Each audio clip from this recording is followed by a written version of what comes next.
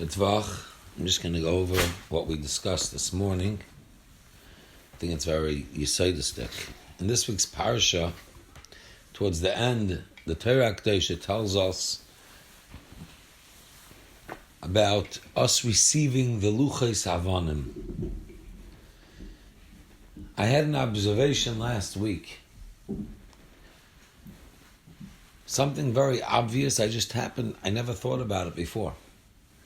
If you ever look at a luchos, besides for very often they're the wrong shape, but they also only write the first two letters, the first two words, I should say, of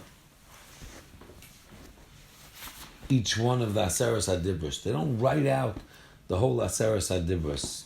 And the reason is very simple, because the first Aseres HaDibros are 2-3 psukim apiece. So they write Anochi Hashem, Lo Yiyah, instead of having to write out the whole thing. Now, afterwards, the second half, those are two-word things. Lo Sirtzach, Lo Sinaf, Lo Sigzo, Lo Sa'anim Barached Shaka. So, if they would write it out, the thing wouldn't be symmetrical. So I was thinking to myself, what did the real luchos look like? How were the luchos symmetrical? If the first 5 are such long psukim and the second are very short, how is it that the luchos were symmetrical? And the Rishonim explained to us that the way the Eibishter did it was that the first 5 that were longer psukim were written in very small letters. And the second 5, which are much shorter, were much bigger. They were big, big letters instead of small little letters. And if you think about that, there's a message, I believe. When you want to make a sign, when you want to do any type of advertising, you don't have to be a rocket scientist to figure out that what you want me to see should be in bold letters, and what you don't care as much if I read, you can write in smaller letters. So over here, the Eibishter wrote the Bein Adam Lachaveiroi, Lo Sinav, Lo Sirtzach, Lo Sigzal, all these things in these bold letters that when you look at it, it's sticking out at you. And that's the idea of this week's Parasha being placed directly after Matan Torah. The beginning of the Parasha starts off Ve'ela Mishpatim Vav Moisef Al Inyan Rishon. The Mechilta, the Medrash asks, what's and these are the Mishpatim? That's and Ve'ela is a continuation. What are we continuing? Says Rashi B'Shem the Mechilta that there's a message over here. Ma elu mi Sinai, just like the ones that you learned in last week's Parasha were given on Har Sinai. So too, this week's Parasha were all given on Har Sinai. These halachas are the halachas bein adam l'chaveiroi. And these halachas also were given on Har Sinai. I always say over the story, there was a guy sitting down to a business meeting. He had dealings which were obviously not 100% kosher, and there were a lot of from a yidden in the room. So he got up and he said, listen, I know the Shulchan Aruch the same way you guys know the Shulchan Aruch. And business is business. And then he asked, can you please pass the Chalav Yisrael milk? So for some reason, when it comes to Hilchas Geneva, or Ben Adam L'Chaveiroi, a lot of times people don't always feel it's the same stringency as the rest of the Torah. So starts the Parasha Ve'ela HaMishpatim Ma'elu Misinai Afelu Misinai. Now, there's something very interesting that if you look in Shulchan Aruch, you look in the Torah doesn't begin with Hilchas Kosher Mishpat, with these halachas.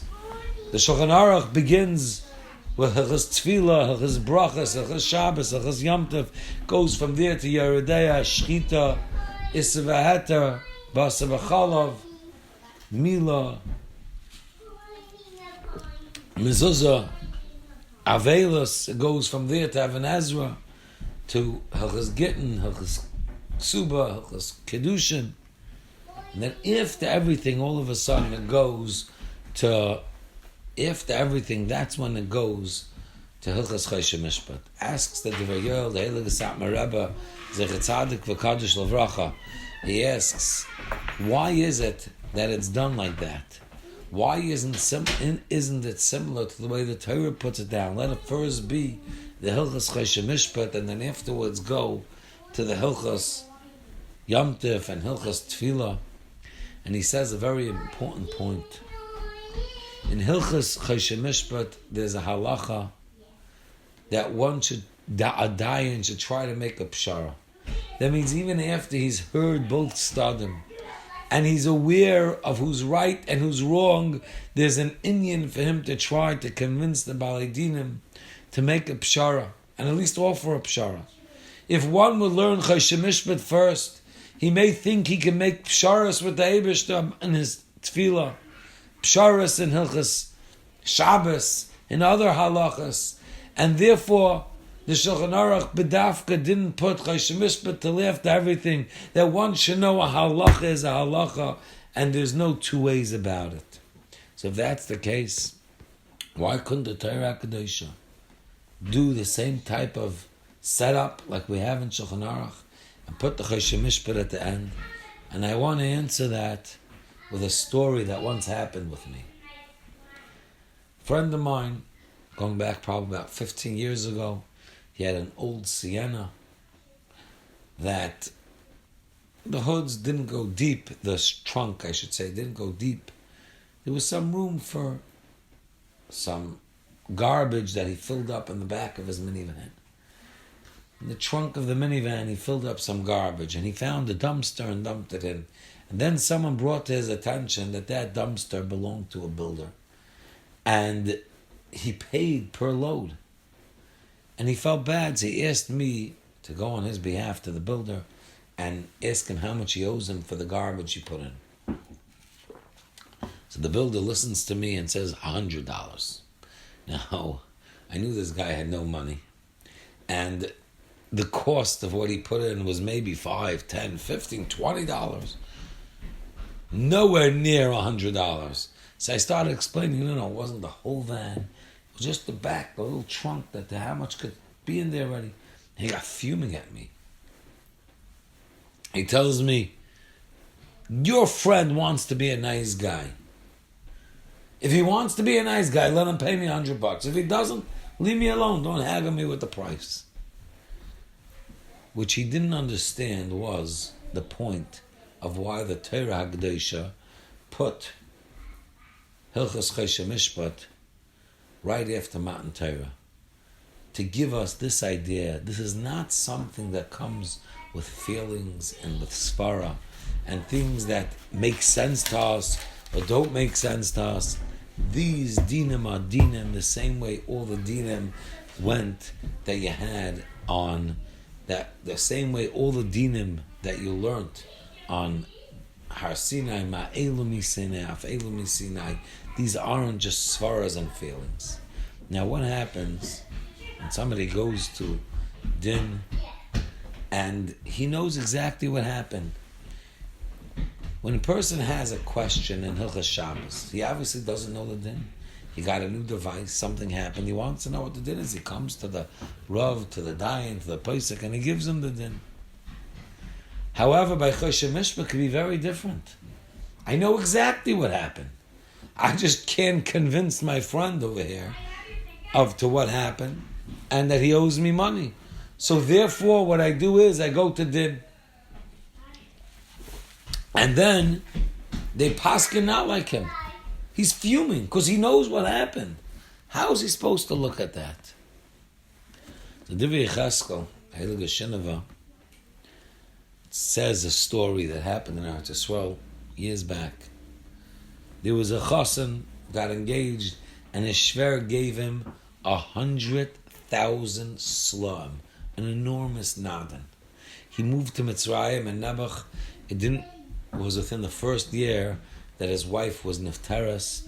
His shver came down and sat shiva, And after Shiva asked back for his 100,000 salam, and everyone was in shock, all the emotion that went into it. What's going on over here? And he went, he told him there's a Rajba that quotes a Rabbeinu Tam that says that if a lady doesn't make it with the first year, that the father gets back the Nadan. Chassan said, listen, I'm Ashkenaz, I don't know if I go with the Rabbeinu Tam. And they went to Din Torah. And nobody really wanted a paskin this Din Torah. For all the emotion, for whatever reason, no one wanted a paskin, so they made up they're going to go to the Arizal in Tzfas, and whatever he says, that's what will happen. That's what they'll do. And they came in front of the Arizal, and the Arizal said that he's not paskining. He's not saying the din is like Rabbeinu Tam or not like Rabbeinu Tam. However, he would advise very strongly in the situation that the chassan return the money to his father-in-law. And the chassan asked him why. So he tells him, because you're both Gilgulim, and in a previous Gilgul, you, the chassan, were on a boat with your shver, and you needed money for a business deal, and you borrowed the money from your shver, who then wasn't your shver, it was just somebody you knew, and he borrowed the money for someone you knew, from who your shver is, his neshama, and when you came to pay him back, you couldn't find him. You looked, you tried, and then eventually you gave up. So you were both sent down back to this world, and HaKadosh Baruch Hu orchestrated this moment that you have the opportunity to pay back this neshama, the 100,000 salam. So I'd advise that you pay it back. And he said that the Heilige Baal Shem Tov, the Heilige Baal Shem Tov once was asked, why is it that the Makar to Gilgulim are in Parashas Mishpatim? If you look in the Zohar HaKadosh, you see this is where the Torah of the Gilgulim, and there are pages and pages of Gilgulim in Parashas Mishpatim. And he explained to him why. He told him, go to a certain place at a certain time, and I want you to sit there and watch what happens, but you can't say a word. And you have to stay there for at least a half a day. He goes and he's waiting, and he sees this wealthy man come by, and he hides what's some type of pouch someplace and goes to sleep on the floor behind a tree. He wakes up, gathers his belongings, and seems to forget this pouch. Within a little bit of time, another man comes by, finds the pouch, opens it, finds the money, is excited, and literally goes dancing off. And then an ani comes by about a half hour later, goes to sleep right under that tree, and the original guy who lost his money comes back looking for it. And when he finds it's not in its place, he wakes up this ani and asks him, where's my money? And when he doesn't know what he's talking about, he starts beating him. And eventually this Yid comes back to the Heilige Baal Shem. He says, what was that all about? And he tells him that the first guy and the second guy in the previous Gilgul had a Din Torah, and the first guy wrongly was given money that belongs to the second guy. He says, I got that. But why was that poor guy, that poor ani, beaten? He said he was the dayan. And I believe I once saw it saying, I didn't see it this time, but I believe I once saw it saying that he took sheikhad, he took bribery, but either that or he just paskined wrong, and therefore he had to get his einish, and they all were brought back together. Says the Heilige Baal Shem, says the Divrei Cheskel, that when you see that the din is coming out not like that, the Eibishter is running that also. The Eibishter has a cheshbon. So we learned that dinim, halachas, you can't make psharas. You have to follow to the letter of the law. However, by Choshen Mishpat there's an inyan to make pshara, but they're not svaras, they're not feelings. These are dinim from Sinai. And when somebody feels they were wrong, they have to realize there's an Eibishter, and he's running this after he did everything that's within his power to make sure he gets the right din. And the din happened, and he feels he was wrong. He has to believe in the Eibishter and realize there's a cheshbon, and it will either come back to him or it was just going back to its original owner.